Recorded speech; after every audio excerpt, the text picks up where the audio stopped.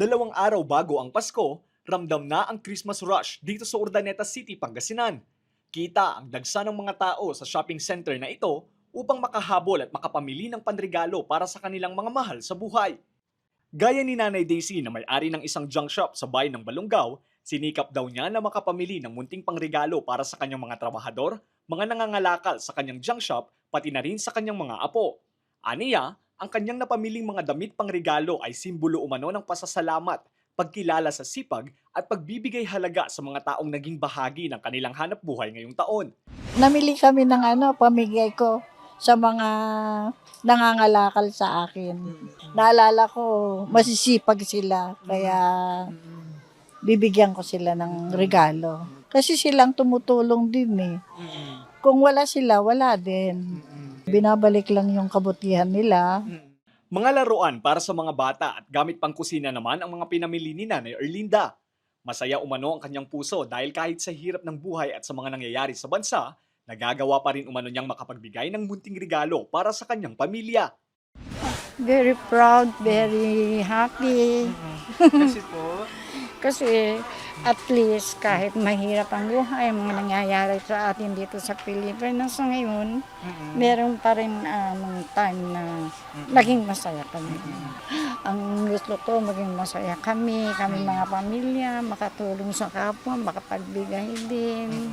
ayon sa pamunuan ng shopping center, mabenta ngayong Pasko ang mga damit, tsinelas, laruan, mga gamit pang kusina at mga appliances.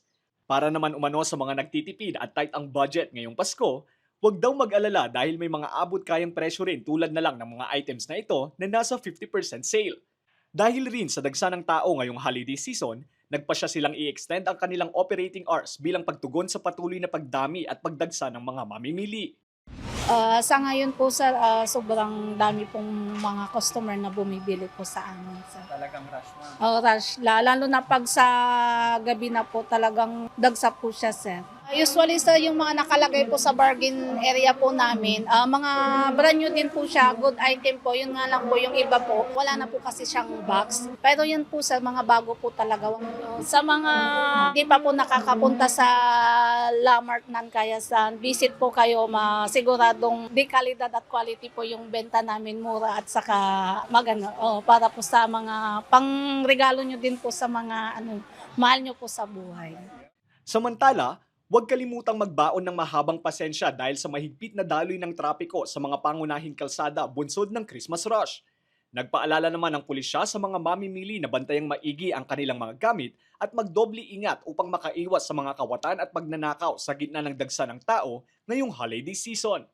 Ang PNP ay nasa heightened alert status. So wala pong break ang whole Philippine National Police dahil alam naman natin na pag ganitong season, mas kinakailangan ng ating community yung presensya ng ating kapulisan para mas mapanatili natin yung katahimikan at kaayusan dito po sa bayan ng Urdaneta.